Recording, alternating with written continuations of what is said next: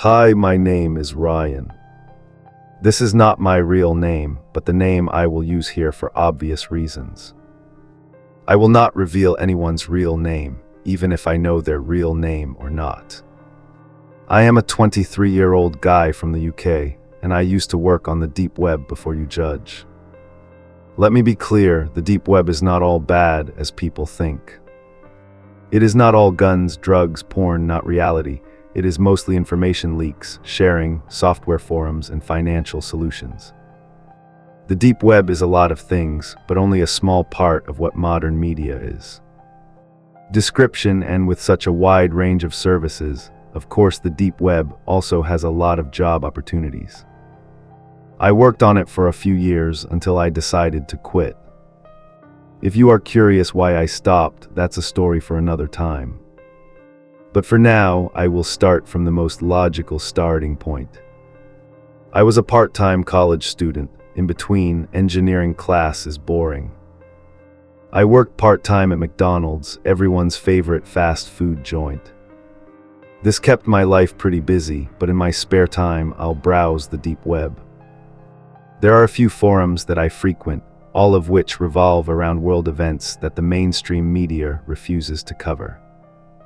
These things interest me because I can see a world that the media doesn't want us to know about. It's real, you know. But slowly, I got into the community of one of those forums. I got to know a few people who were regular posters. Some of them were private investigators, investigative journalists, and some interesting people in their own right. What they all had in common was that they all discovered things they shouldn't have known, and they wanted to share that information. They used this forum to spread taboo findings. Now I'm going to talk about M. I'll call him M. He's the revolutionary type who's always trying to prove conspiracy theories about governments, corporations. You know, the type of person I'm talking about, the slightly crazy ones. Imagine, but what is different about M is that he has evidence for his theories. He has evidence and also sources. And my story today is about how I became one of those sources. It was a Sunday. I don't normally work on Sundays, so this was my day off. I spent some time wandering around both the regular internet and the deep web. When I checked the Dan forum that I mentioned above, I saw a message from M. I trust M. He told me a lot about himself and it was all trustworthy. So when he asked me anything, I answered honestly. This meant he knew what town I lived in, and it seemed like something was going on where I lived. I lived in a developing town, so there was always quite a bit of activity, but this information was not like the usual news of a developing town. According to M, the local council was blackmailing a landowner to force him to sell his land for a development project. The landowner was a farmer who owned a big piece of land on the edge of the urban area. After reading it, I replied to M with the usual answer, "Nice, thanks for the info." But this time he texted back, but there was something else. I don't know what they used to blackmail, but it must have been something horrible. That farmer made a lot of money from his land. There's no way he would agree to sell at the cheap price they offered. I felt curious, so I asked M if he could find out more. That's when he asked again, "Yes, but are you willing to help me? I've always only read this kind of news but never actively sought it out." That's why M and I became good friends. But now when he asked, I joined. I was at a crossroads. I closed the deep web browser without replying, which was pretty rude. I know, but I really didn't know how to respond. I tried to focus on a new theory video game, but the thought of MTK's offer kept going through my head. Can I find a mysterious news, some conspiracy? Maybe I reopened the forum Dan, temporarily muted the sound from MTK's monotone voice, and replied, "M, what do you want me to do?" I waited with a feeling of suspense. He replied, "Just talk to him, maybe take a few pictures, nothing too difficult. These people are usually very willing to tell someone about their troubles." I looked at the message and pondered, is there any danger? Do I need to know anything? I asked again, no danger. He does not have a gun license, so don't worry, just talk to him, come here. M gave me the farmer's name and address, but for safety reasons, I won't mention it here. While I was considering whether to accept or not, M sent another message. "I'll pay you via your PayPal." I was stunned. I didn't expect M to pay his source. I slowly entered one of my PayPal emails. When working on the deep web, you need different emails to transfer money. To £250, now £250 after you gave me the details. I almost fainted when I read that message. £500 for driving to a farmer's house and talking to him. That was too much. I replied right away, sure. Then I waited and refreshed the email from that PayPal account. Bam, sent to you, Ryan. I forgot that I hadn't put a fake name for my last name, so I'll skip that part. You just received £250 from this email. I'll hide it. I checked my PayPal account and made sure the £250 was there. Sent, don't run away with my money. I suddenly remembered I was talking to M. No, I'll be there tomorrow night to see him. Do you want me to record it? I was anxiously waiting for his response. No need, I trust you. If anything's suspicious, I'll send another source to verify. He has another source in my town. Why did he choose me? I decided to save that question for another time and be grateful for the opportunity to make money. Very good. I ended the conversation by saying, see M tomorrow, then went to bed, not to sleep for real because I was too stressed with the thoughts swirling in my head. After school the next day, I drove to Trang to pay. On the way, I could see the construction companies getting ready in the fields near the outer area. I turned onto the dirt road leading to the house, clearly feeling every bump because my car was completely unsuitable for this bumpy road. I locked the car and knocked on the front door. No one answered. My heart was pounding in my chest. My mind was in turmoil with excitement. I knocked again, this time with a call, hello, sir. Then I stopped trying, not to mention his last name. Are you here? I came to discuss your land purchase agreement. I heard a slight noise from behind the door, then the sound of the door lock turning slightly. The door was only slightly open. The safety chain was still on, but I could see his face. He had the typical appearance of an old English farmer with a flat cap, and he looked coldly. What do you want to talk about? He asked in a low, melancholy voice. I came to discuss the circumstances of the deal and the disadvantages to my grandfather. Carefully picking each T to let him know that I was on his side, I wanted to know more about the situation. Perhaps I could help him. My confidence wavered slightly. By the end of the sentence, he looked unwell, but his sharp gaze made me uneasy. His gaze softened. He opened the door and motioned for me to come in. I was wondering when some journalist would be interested, but I'll tell you straight, this is over nothing more than the obvious. I sat down in his rustic living room, where I was sure the furniture was older than he was, and that really said a lot. I wasn't a journalist, sir, or at least I didn't think I was in the conventional sense. Despite the tension, I tried to keep my composure. He seemed more interested in my answer. Oh well, he asked.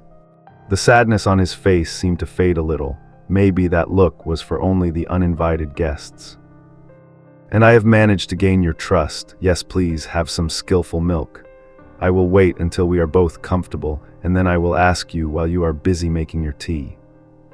I sit there wondering, what the hell am I doing here? You place a cup of tea in front of me. The porcelain cup is so fragile it looks like it could break at any moment. I decide that maybe I am not really thirsty because it looks more expensive than just for drinking. So what do you care about me, young man? You look at me. Your eyes are filled with curiosity. I have heard that your situation is due to some information being used against you. Your face is pale with surprise and fear. Yes, but how would you know that? I am a little. Then you think about how to answer. A friend of mine is concerned about your situation. He wants to know more to see if he can help you. The old farmer looks down at his cup of tea for a moment. If I say anything, don't let the police know. My heart stops for a moment. Old man, what did this do that made you so wary and suspicious that you did not dare let the police know? Maybe my face reflected my thoughts, because after a quick glance at me, he sighed and began to explain. My wife was a very gentle woman. She would never hurt anyone. but a few months ago, a bunch of drunken young men from the city, they broke into the place. We all woke up, startled, and looked at each other. My wife signaled me to be quiet, then she opened the safe under the bed and took out a gun. I interrupted him, but I heard, "You don't have a gun license." His face turned a little red. "No, it was not me, young man, it was my wife. She still does most of the work here." She took out the gun and opened the door. I don't know what happened, but I heard the gunshot and I started crying, putting my head in my old hands. I didn't know what to say at this point. The young men broke in and his wife shot him. "Sir, what happened after that?" He wiped his tears and looked back at me. His voice was a little shaky. "We hid them and buried them. The police found them, and soon someone from the city council came and said if we didn't sell the land, we would be charged with murder." He sighed heavily and put his head in his hands, waiting for me to say something. "But why didn't he go public? They broke into his house. It must have been his own doing." He looked at me with a cold look. "Those kids were the mayor's sons. If I went public, I would be arrested." My heart almost choked trying to hold back my tears. I stood up, thanking him for taking the time. "I will see him off." He stood up, his face, a sad smile, left me to see him off. As I walked out the door, I saw his wife standing at the door, a gun in her hand. She wasn't as old as him, but she was not young either. She stepped aside and glared at me coldly.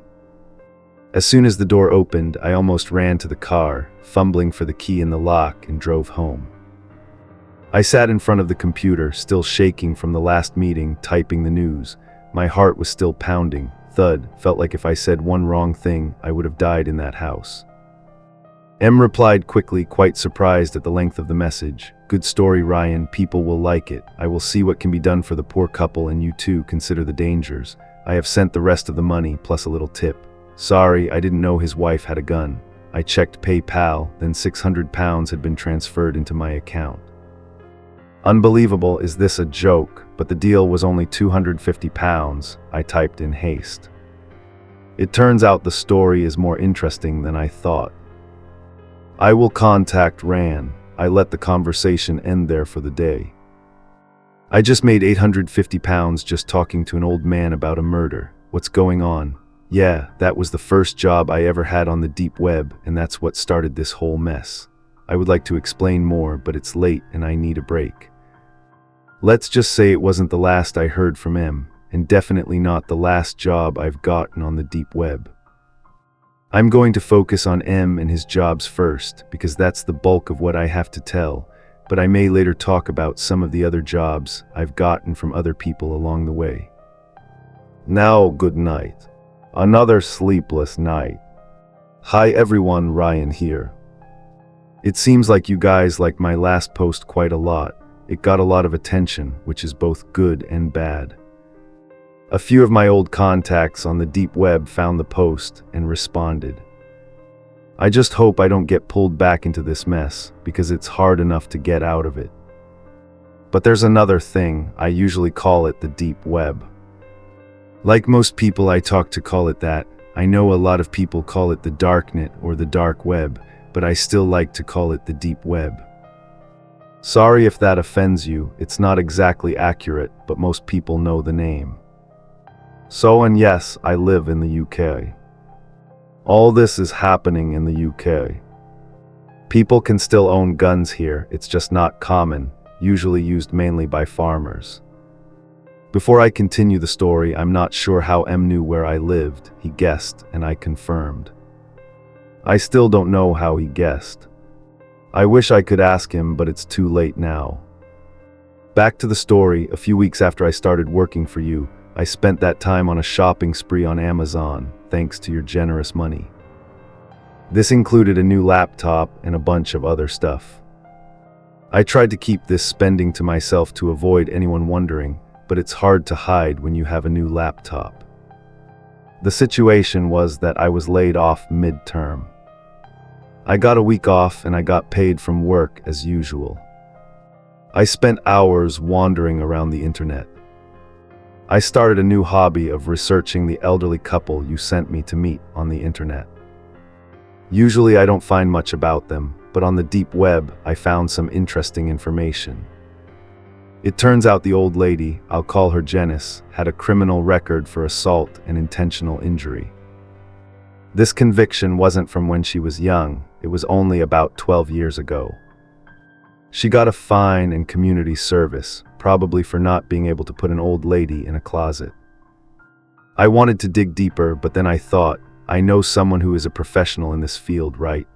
I sent him a message asking if he knew anything more or had done any more research. Unlike usual, I didn't get a response right away. When he replied, he just texted, "We need to talk, but not now. This is making me a little self-conscious." Did you find out anything? The assault charges aren't anything too newsworthy. The events in the previous post still confuse me. The woman killed 2 kids and she was just standing there. No way I want to go near that place again. I feel sorry for the old man, but the sooner I get away from them, the better. A few hours later, he texted me back, "There's more to this story. I've been looking at some news in town. The mayor's son isn't the only missing child in these past few years." My mind has been racing with thoughts.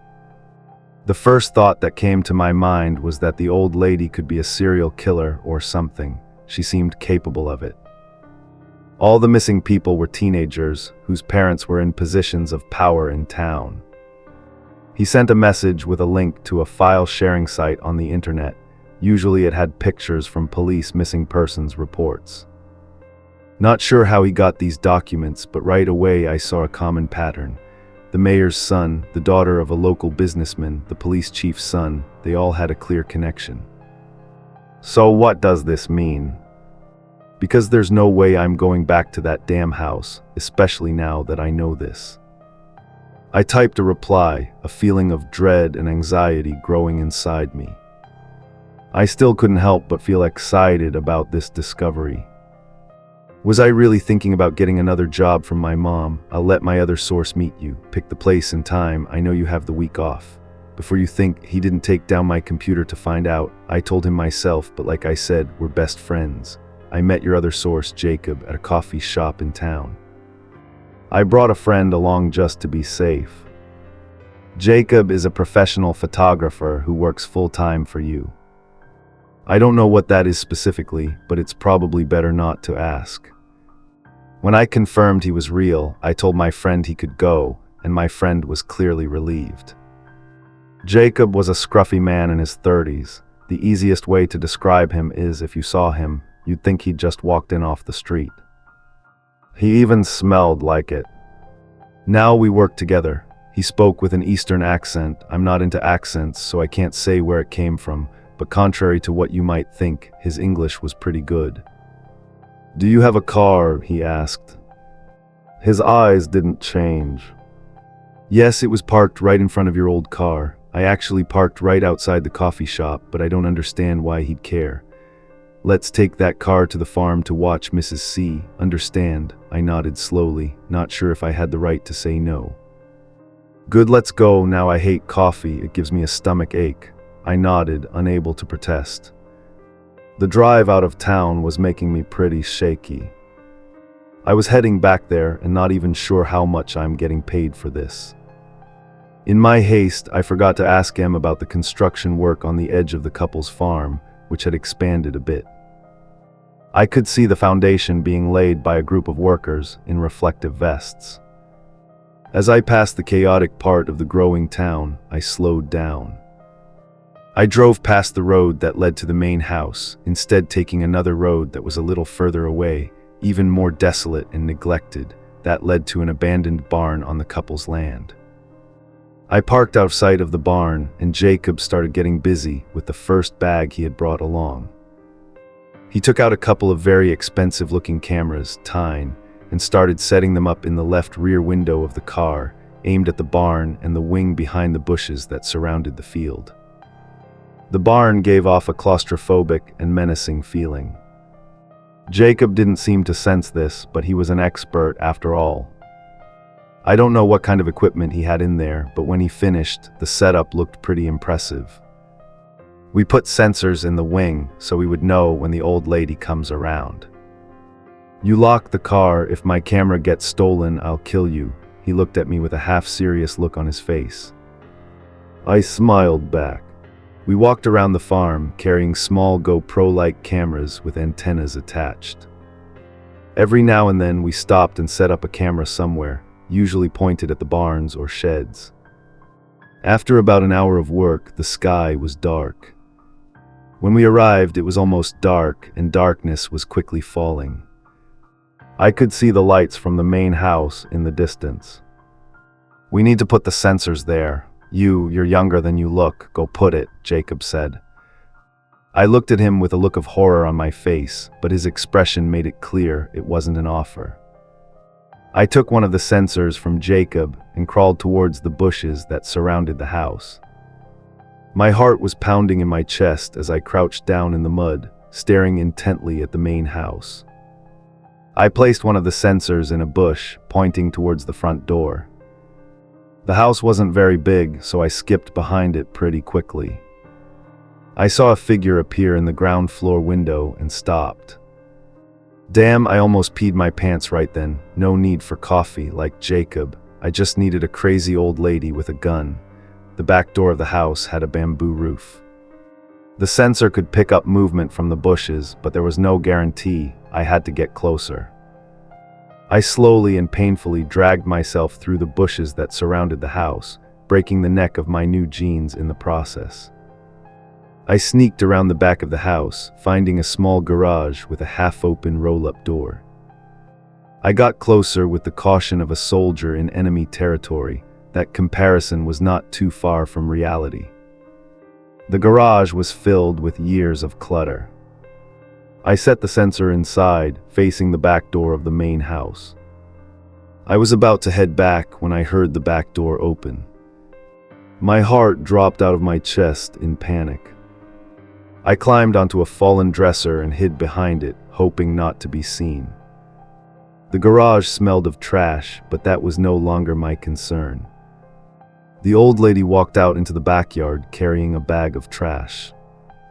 I breathed a sigh of relief when she threw the bag into a large trash can, then turned around and went back into the house. Even though I knew she had left, I waited quite a while before leaving the garage and going back to the bushes. Again, I climbed over and came back to Jacob. What took you so long? It was just a sensor. It's not rocket science, Jacob said, giving me a mocking smile.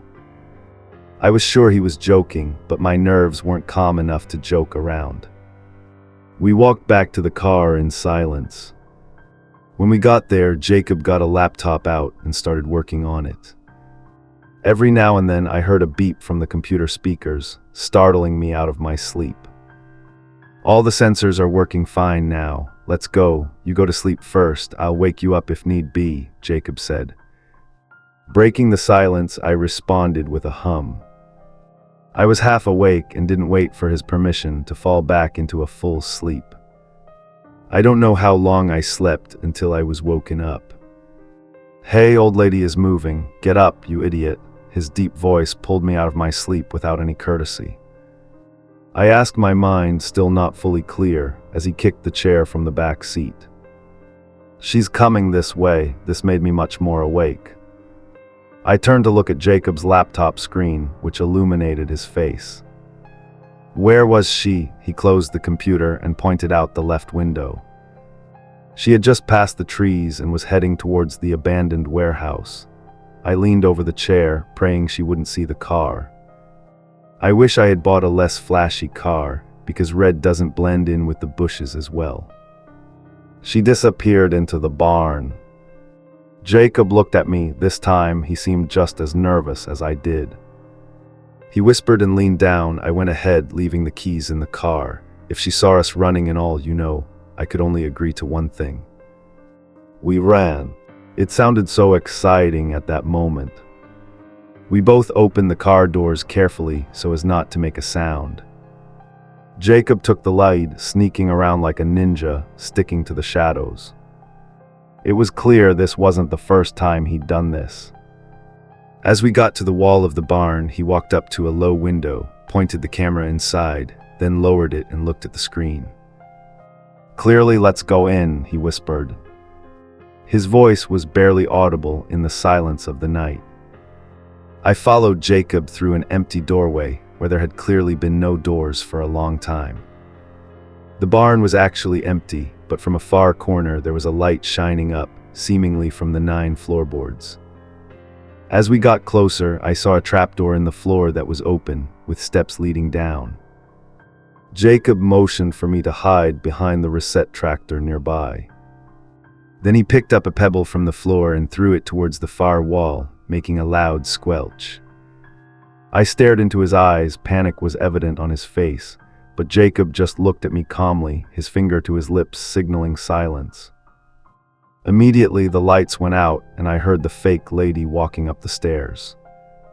From the corner of my eye, I saw her look around the warehouse before turning back to the trapdoor, and I heard the trapdoor slam shut, followed by a metallic sound and her hurried footsteps leaving the warehouse. Jacob and I sat in silence for another half hour before daring to move from our hiding spot. Jacob took out his phone and looked at an app he had installed with sensors. "She's gone," he said, then recognized it, making us both sigh in relief. I felt ready to collapse on the spot or run to the car and drive as far away from here as possible. We both stood up and approached the trapdoor, walking cautiously through the dilapidated wooden warehouse. There was a shiny new lock on the trapdoor that stood out against the dull, dead wood of the floor. Holding it, Jacob muttered and handed me his camera. He was busy with the lock for a few minutes. I couldn't see what he was doing, but heard a metallic click. Then he slowly opened the trapdoor. Jacob took out his flashlight and turned it on, shining the light into the darkness below. At that moment, I felt a visceral fear, like when you're staring at a pack of hungry wolves. I really didn't want to go down there, and I was sure whatever was down there was evil. Jacob seemed unfazed. He started walking down immediately. He looked back at me. I must have looked pretty pathetic, standing there just going, "Trust me, trust a man I just met," when he led me into a spooky hole in a murderous old lady's abandoned warehouse. What a great idea. His eyes were still on me.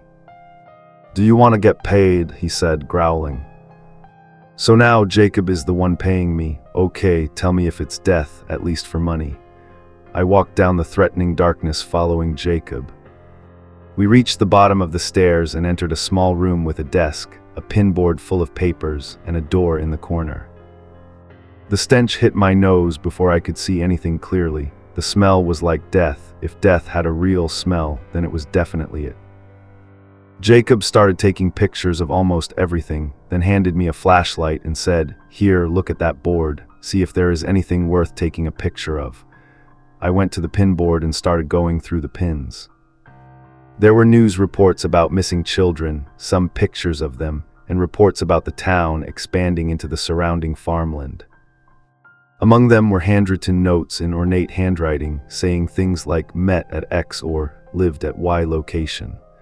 The writing sent a chill down my spine to the point where I couldn't describe it.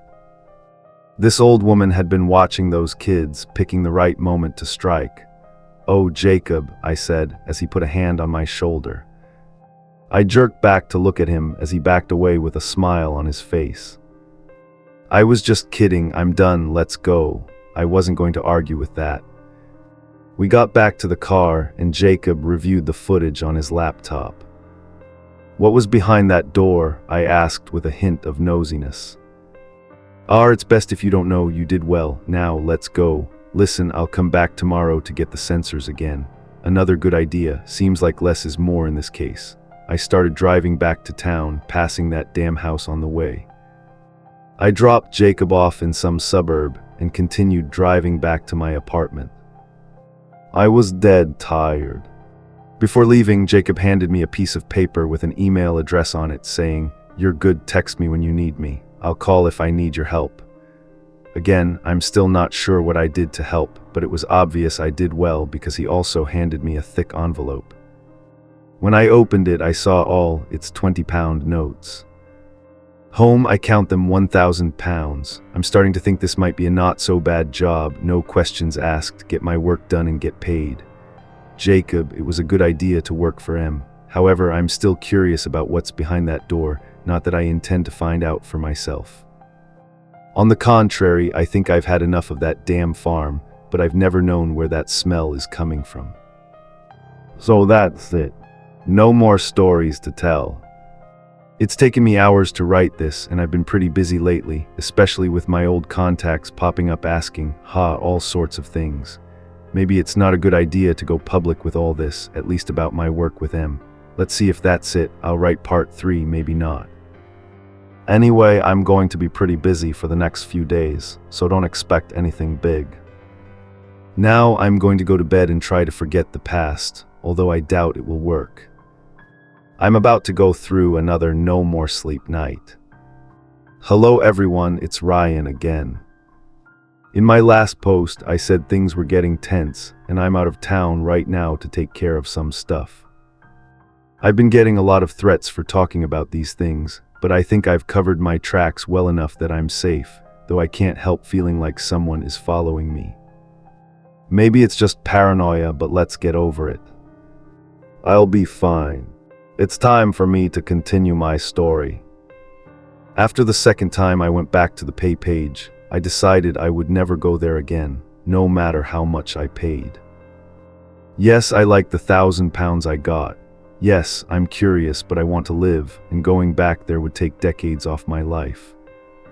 If the old lady hadn't shot me, I would have died of heart failure. M has been busy investigating this. I've texted him a few times, but only received short replies. I can't stop worrying about him. This is something wrong, not just because of the murderous old lady. I decided to find out for myself. Can I help him? Really? Because not knowing frustrates me, but knowing could kill me anyway. I started by looking back at missing children cases online. Records showed the mayor's kid went missing a few months ago, but according to the faker, she shot him just a few weeks ago. So either the old man was lying or the kids went missing before they showed up at the farm. The other kids all went missing within 2 months of each other, all the same story. They went out to meet friends or attend an event and never came back. No trace, no clues, no witnesses. They were all closed cases. All the kids of powerful people went missing. Then 2 turned up at the farm outside of town, were shot dead, and suddenly the one who shot was blackmailed by those powerful people. Maybe the old woman wasn't really at fault, but what's going on? It's been about 2 months since the last disappearance. Are there any more kids missing?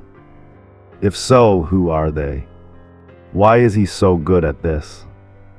More importantly, how does he have the money to pay people? Does he have a boss? All these thoughts just make me more blind, open to so many questions with no answers. But there are also the questions you really don't want the answer to. If that old lady didn't do the murders, then why did she have that pin board? Maybe she was trying to find out the truth too, and waiting for me to think of Jacob. I emailed Jacob asking if he had a picture of the pin board, and also asking him to contact me via email if anything came up. For me, the answer came pretty fast. Ryan, I have the picture but can't show it to you, you're cool. You asked him, not me. Thanks for leaving your email. I'll let you know if anything comes up. You're a good kid. I sighed, frustrated. I could ask him, but he definitely would not agree. I don't want to go behind his back, and Jacob is his guy. But Jacob, I'm investigating the same case as M. Please, I really need those pictures. I'll pay you. Ironically, I was going to pay Jacob with the same money he just paid me not long ago. Ryan, I uploaded the picture. Here's the link. The link will expire in 5 minutes. Fast load. You owe me a job with Jacob. It's hard to argue, especially when it involved me not losing money. I quickly went to the link and downloaded the pictures. It was a regular internet link, so I was pretty sure the files were safe. I studied the pictures carefully, trying to find out any information I could. I looked at the pictures for a few hours. I didn't get very far, but I found out that all the kids were into drugs, not the hard kind, just weed, some mild drugs. Probably when you have rich parents, you can afford to spend money on that crap. How the old lady knew this is completely beyond me, but really, everything about that witch was incomprehensible. The two kids who broke into the den turned out to be weed dealers. They were dealing in town. But where they got the drugs from is still a mystery. The others seemed to be just users. These kids also frequented the same bars, restaurants, stores. It seemed they were all friends. Even with this new information, I still don't have any idea what the hell was going on. A group of friends who liked drugs suddenly disappeared one by one, lost. The two of them stormed into an old lady's house who was watching them. All this was confusing, and I was still nowhere near any clear answers.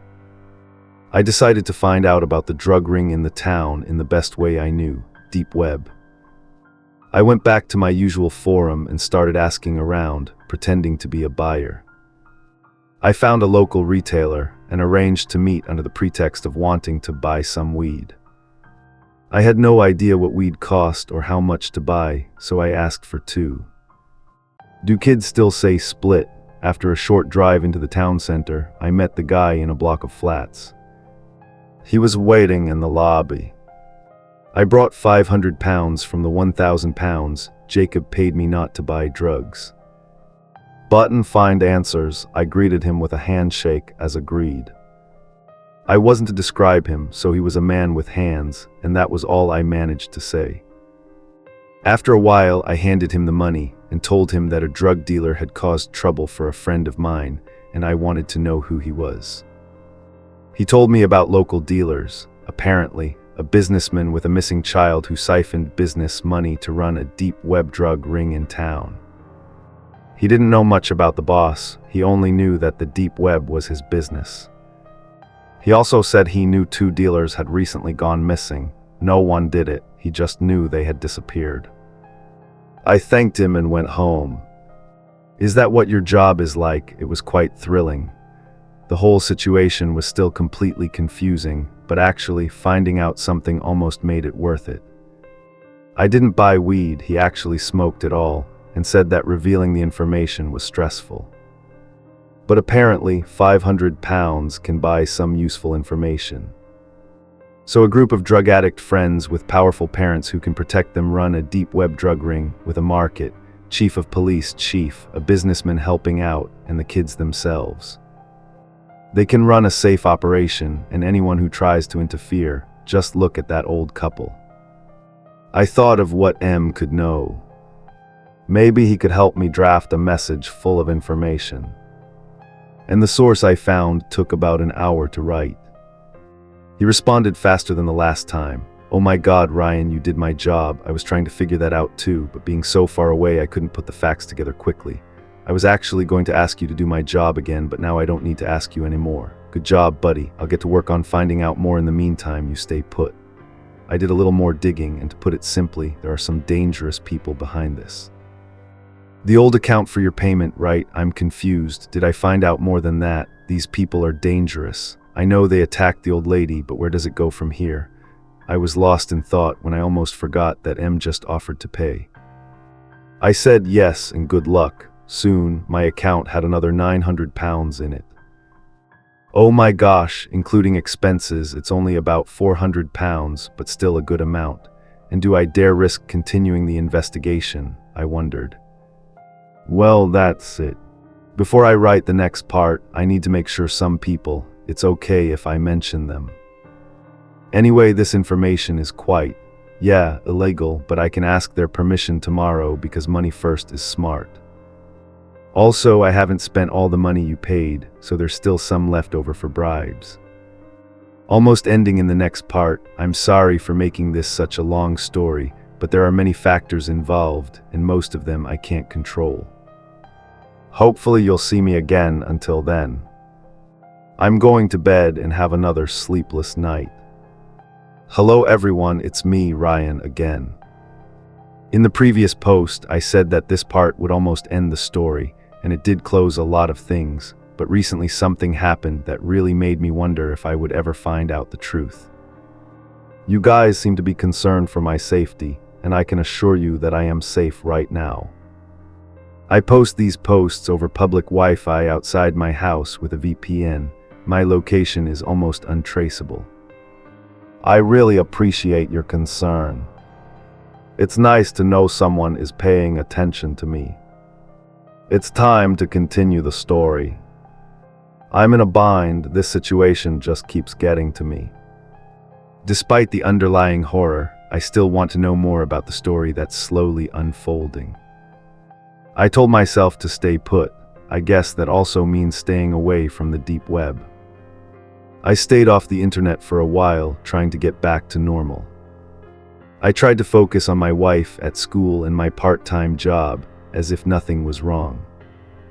But actually, something was very wrong. My feeling of insecurity has been increasing ever since I met the drug dealer. Not only did I pay for the information, I paid for him to keep quiet. The old lady was obviously attacked. I didn't want to risk that. I thought it was time I took a break, got out of town for a while. I contacted some relatives and offered to take my grandmother to visit them for a week.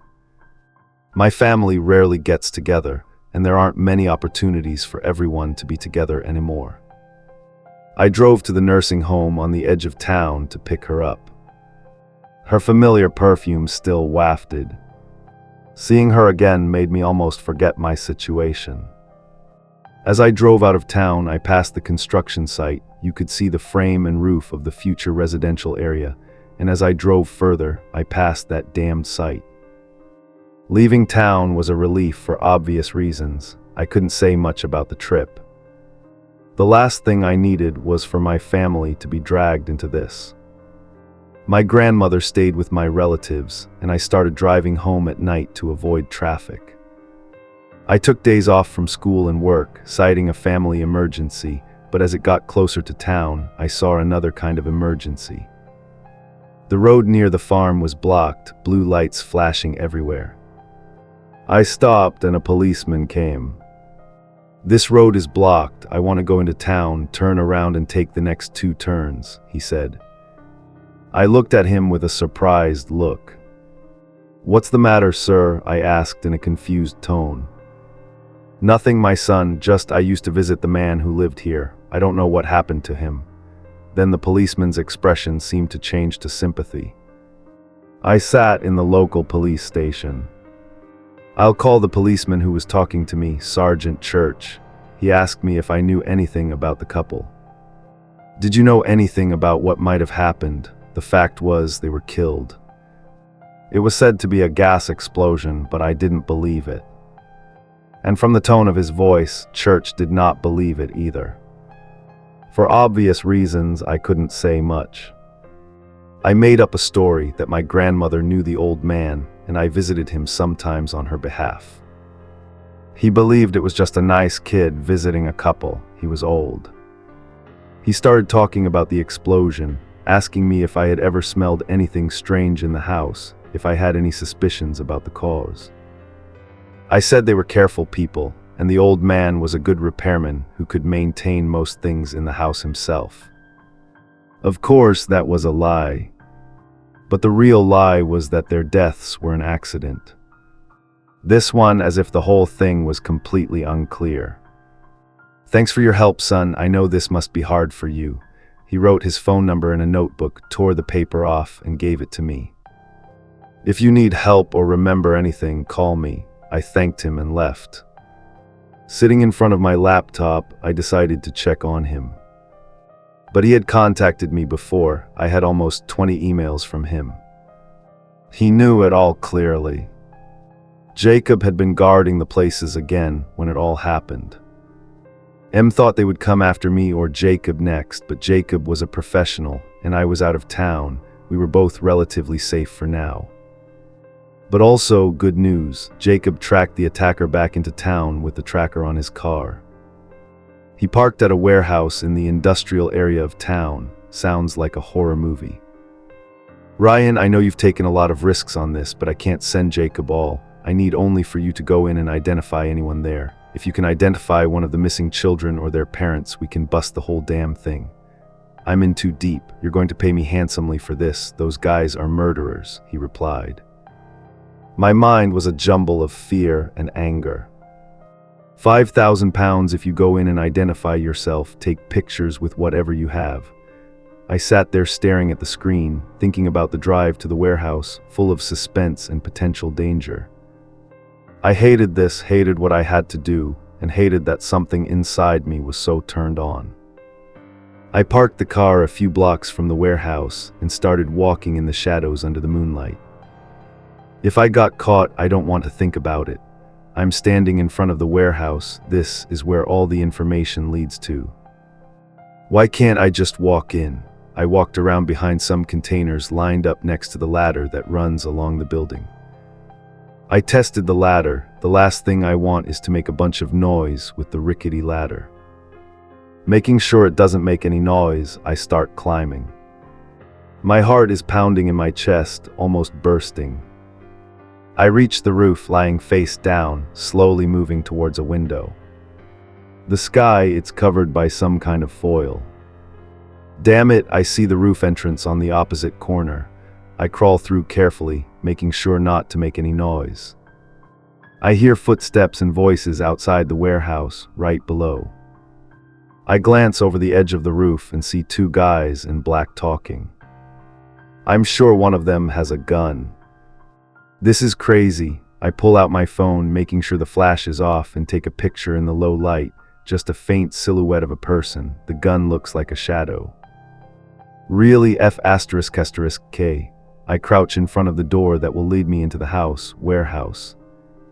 It was a fire escape.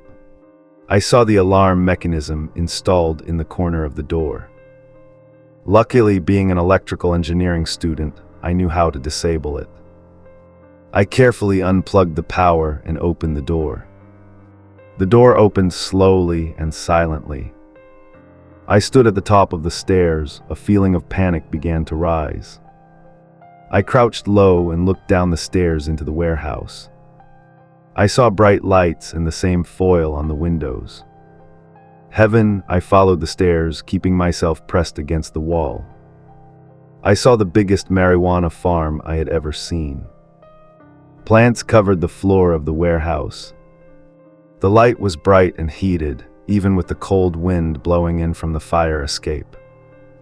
I was sweating, of course, not entirely from the heat.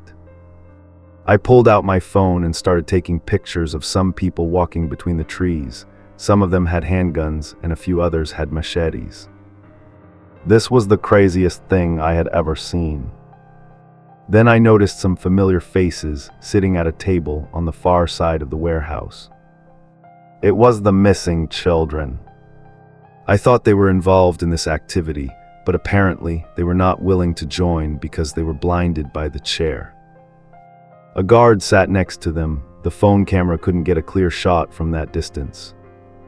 I had to go down the stairs and take a shot from the guard's path between the trees. It was crazy. I groped my way down to the bottom of the stairs. The metal handrails didn't cover me at all. Luckily, I was in a corner and there was a wall around 3 sides, so it was relatively private. But if any of them decided to go up to the roof, I was screwed. I had to do it fast. I got to the bottom of the stairs and lay face down, almost getting the shot. Then I had to go out a bit to take the shot. I waited for the guards to get away from the stairs, got up, and quickly took several shots with the phone. Only a few were really clear. Then I ducked back into hiding, trying my best to control my panicked breathing. I really did it.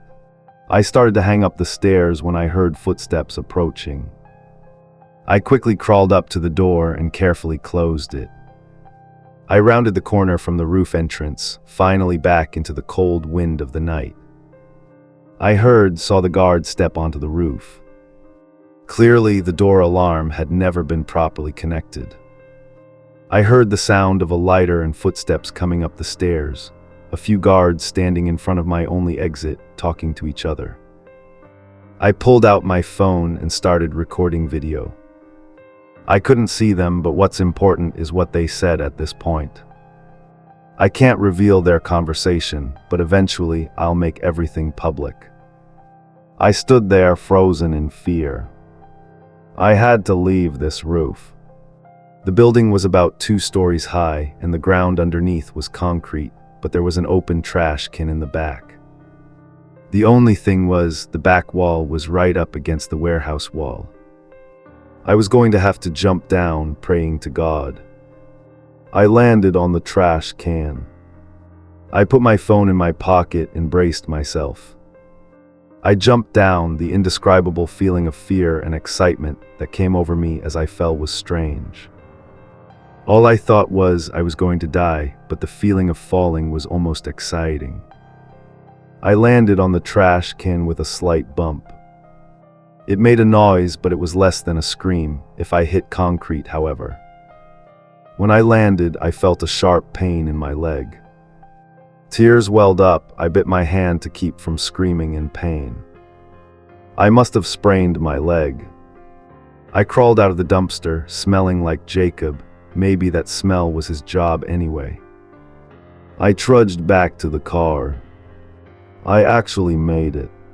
I got in the car and drove home, painfully ignoring the pain in my leg.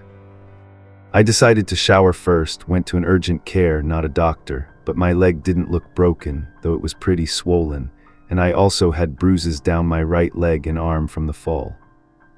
This would be hard to explain. I plugged my phone into my laptop and sent pictures and videos over. I saved them in multiple places just in case. I put my phone back in my pocket and drove to an emergency room. It took about 2 hours to get a doctor to see me. I sat there nervous as hell for a bunch of reasons. The doctor finally bandaged my leg and prescribed me medication. It turned out my leg was pretty badly sprained, and I had to walk very gently to avoid further damage. Considering the fall, I could have been much worse. I went home, sent everything cool.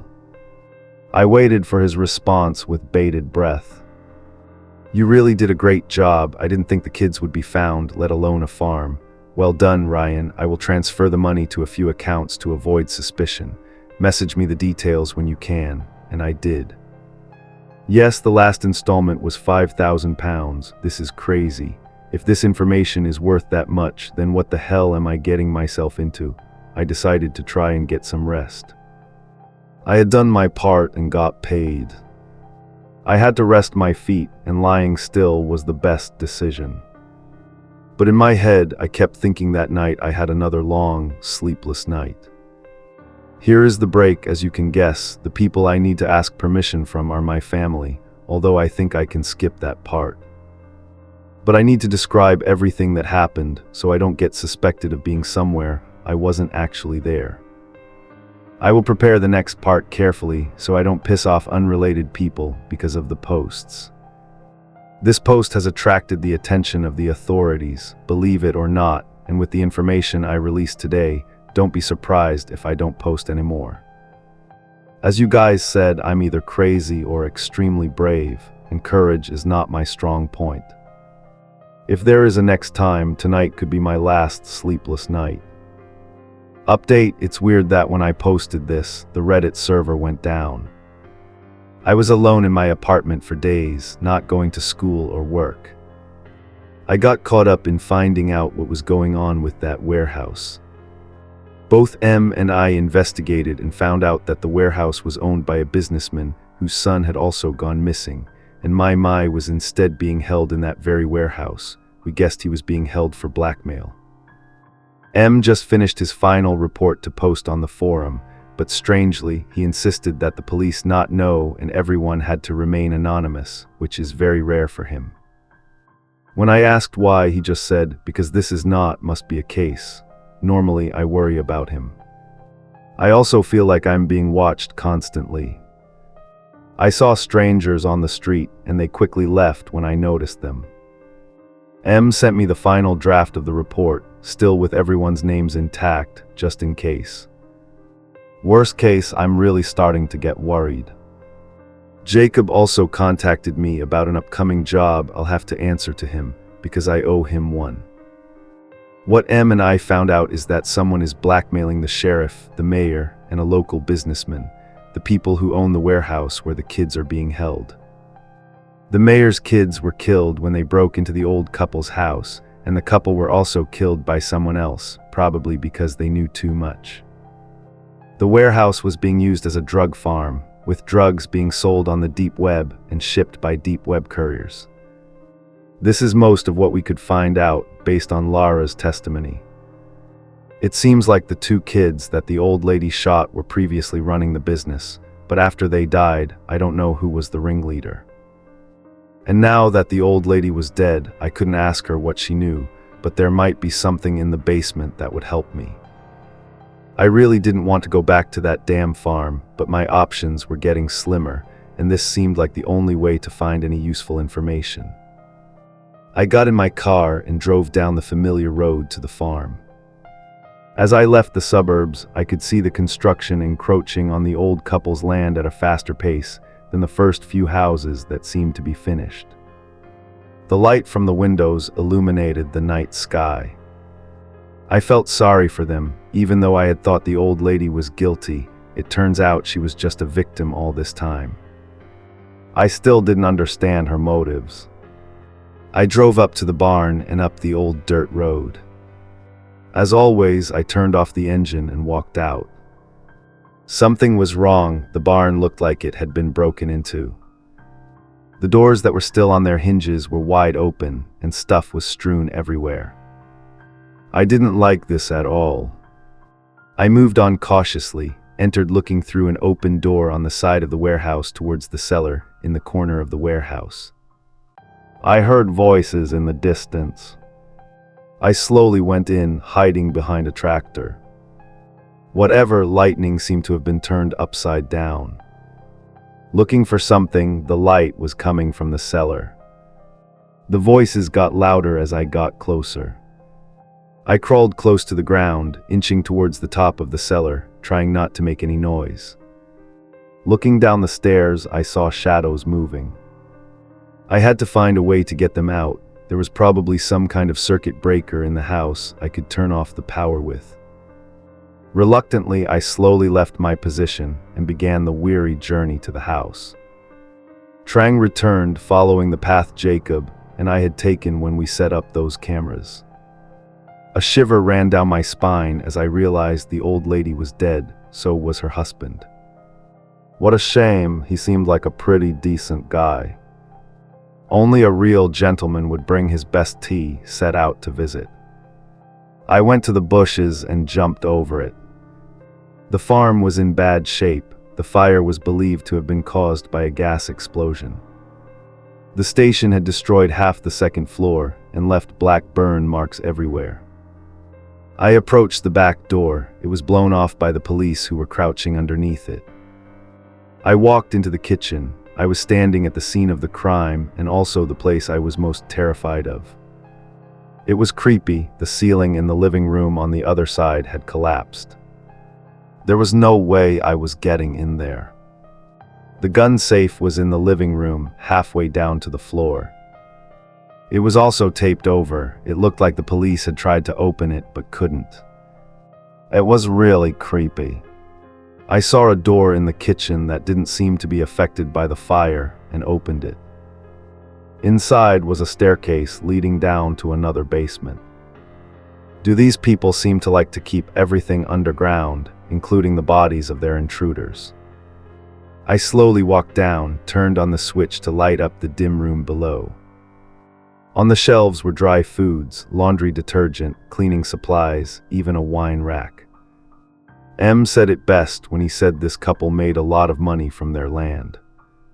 This place was so well stocked. I saw the circuit breaker box next to the stairs and another box right next to it, both mounted on the wall. I opened the circuit breaker box and looked through the homemade labels that listed the different rooms in the house, including the basement and the shed. I had it great. The other box made me curious. It had a lock. I looked around the basement for the key. The shelves were a bit dusty and nothing special, except for the boxes of dry cereal and canned goods. After a few minutes of searching, I found that the wall near the stairs had boards that looked a bit loose. I tried a few and found the third one from the left pulled off easily. There was indeed a small passage underneath. Removing a few more boards, I found a tunnel under the stairs along with a shelf with a key and a small safe on it. This pair definitely had a lot to keep safe. I took the key and tried the box mounted on the wall. It fit. Inside, it looked like there was a spare key for all the locked doors in the house, including the vault door in the shed. There was also a piece of paper with the code for the safe. Gun safe 553-0117-19911, ammo safe 553-01191711 safe, Dad's birthday and our 50th anniversary. The last line warms my heart and makes me sad. They have been together for 50 years. It is sad that they got caught up in this. I got the spare key to the vault door and the list of safe codes. I walked back up the stairs. What I am about to do is extremely illegal, and I am panicking. The others may have weapons, and I don't want to take any chances without a gun at the scene. The old lady can't be charged with murder. It's a good thing I was wearing wool gloves that day to keep out the cold, otherwise my hands would be everywhere. I opened the safe and saw the shotgun lying there. Am I really going to do this? It is a double-barreled shotgun with a long barrel and looks quite heavy. After lifting it, I realize it is heavier than it looks. I am surprised the old lady can carry it. I pull a latch on the side and the barrels swing down, revealing the ammo compartment. There is a safety latch next to this latch. I leave it in the safe position. I open the chamber and take out the only box of ammo. There were 12 bullets in it. I put the box in my backpack, took 2 out and loaded them into the gun, then closed the barrel. I pulled the hammer, still holding the safety. I locked the safe and put the code back in the box, mounted on the wall in the basement, closed it and locked it. I remembered the tunnel in the empty compartment. I went back to the empty compartment and looked into the tunnel. It was high enough for a person to walk through without bending. Did this old couple dig the tunnel themselves? I saw a rough sign on the wall that said warehouse. I hesitated. I took out the flashlight, put the gun down so I could use both hands. There was no way I could shoot with the flashlight and also couldn't go down the tunnel without a light. Then I suddenly remembered the warehouse. Surely there must be something useful in there. Right, there was a zip tie. Reluctantly, I left the gun in the open space and went up the stairs, leaving the house and heading towards the warehouse, remembering when I used to hide there a long time ago. At that moment, I realized the sensor I had put there was still. Whether the device is recording, I hope so, but it looks like the battery is dead. I put it in my pocket, hoping to get the data when I get home. I rummaged through the storage shed, full of clutter, and found some loose zip ties. I went back into the basement and secured the flashlight to the barrel of the gun with the zip ties. Then I quickly ran to the circuit breaker panel and turned off the switch that said warehouse basement, then started down the tunnel. I am sure the others haven't discovered this tunnel, otherwise they would not have come in through the locked hatch. I held the gun in front of me, unlocked the safety, shivering a little in the cold. I finally saw a door. The familiar stench made me nauseous again.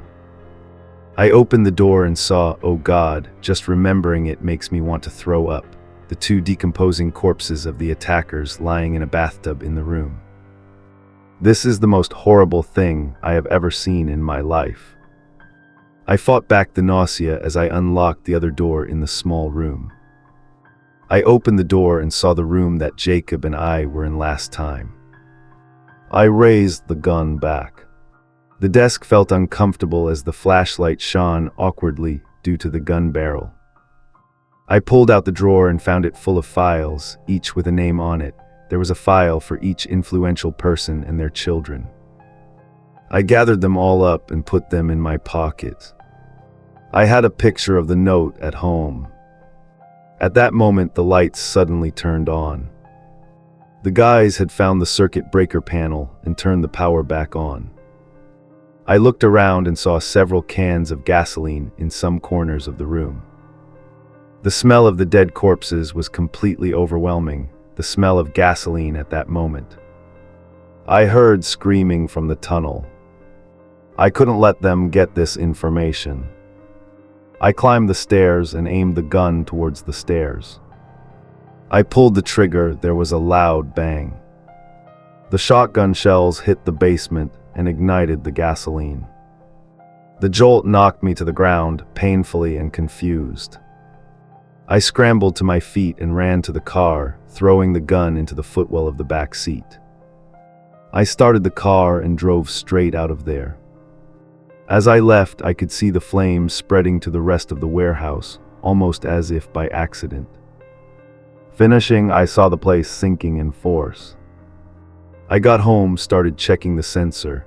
I found an SD card inside and plugged it into my laptop.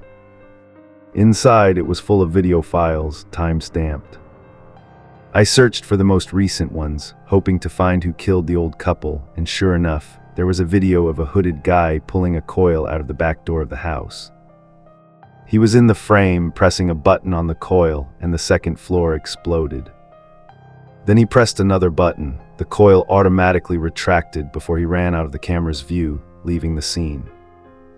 I had proof that the old couple were murdered. No wall, I needed only to find who was behind it all. I searched through the fake lady's files. They were all very detailed, documenting the lives of these people up until the day her house was broken into. I will not go into details, but from reading, we found out that the businessman had been doing business with the two kids before they broke into her house and were shot. I had everything I needed. I used a scan app on my phone to take a detailed picture of each page of the document, then compressed it all into one file, set a password, and sent both the file and the password to M. No response. I waited a week, still nothing. I texted him multiple times, asking how Jacob was, also emailing to see if I had heard from him, but no response. After 2 weeks, I received a message that read, "Ryan, if you are reading this, that means I can't post new posts and I can't reply because I am no longer able to do so. This message is set to be sent if I don't log into my computer for 2 weeks. That means I could have been kidnapped, injured, or dead. That was the risk I took when I started this job, and I soon realized how dangerous it was.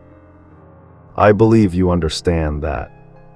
This message contains all the information I have collected on unopened cases, including the one you helped me with.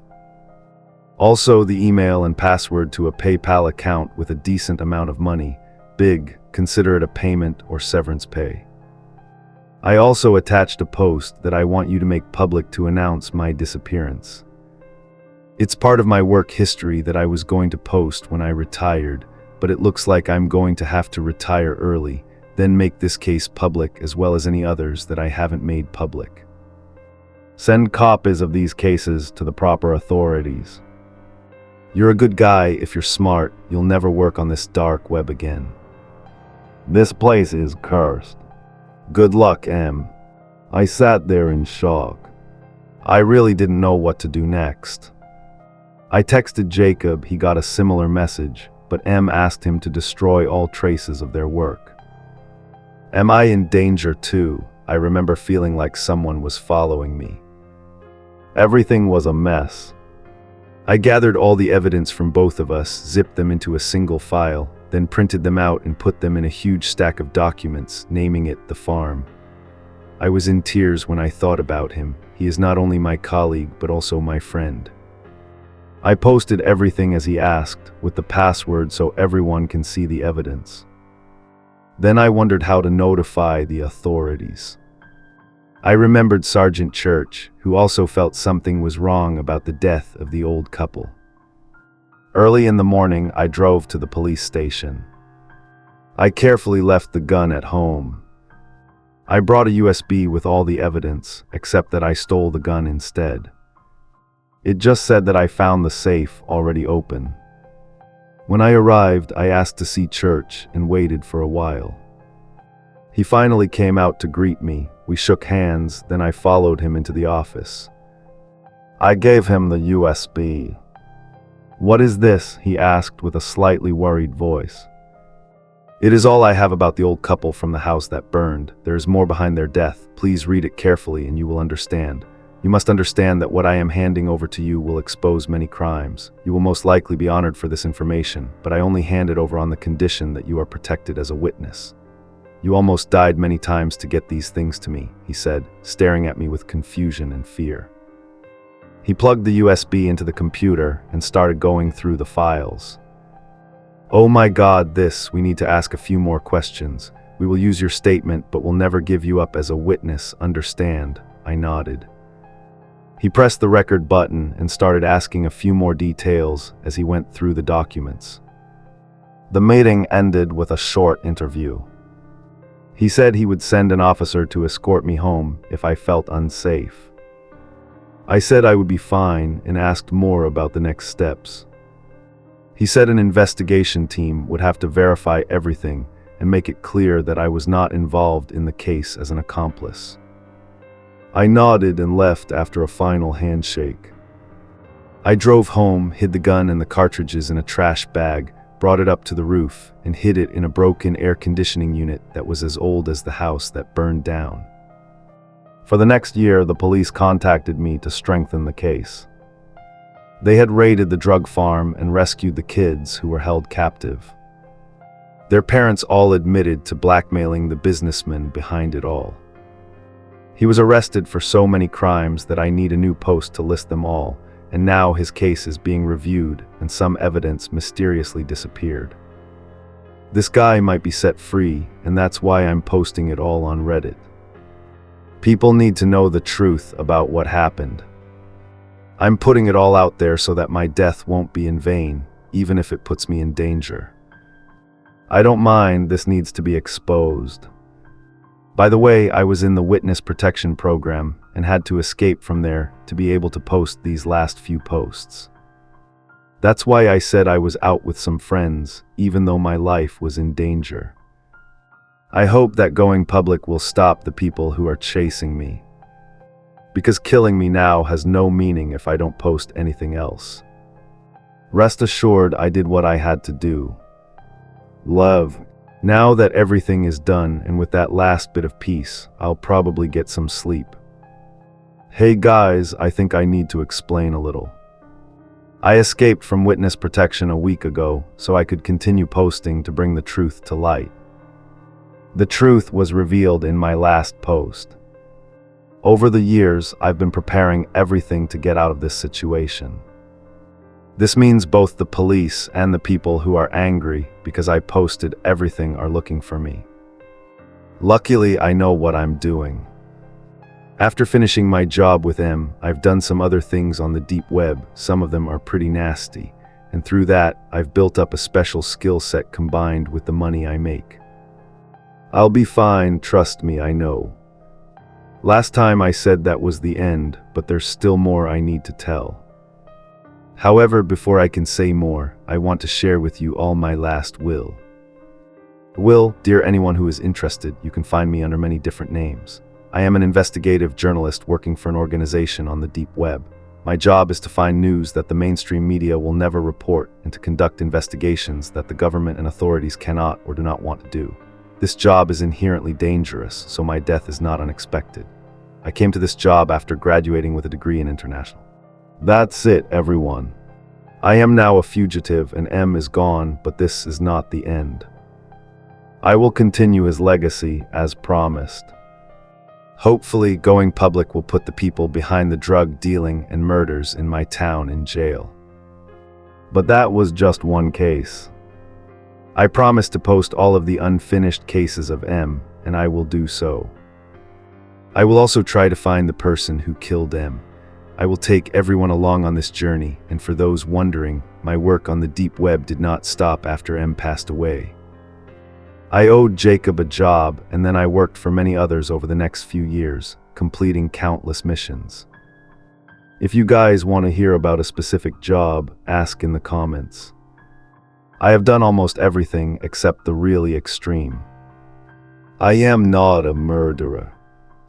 With me being hunted both by the police and those exposed by my work in M, I will keep you guys updated.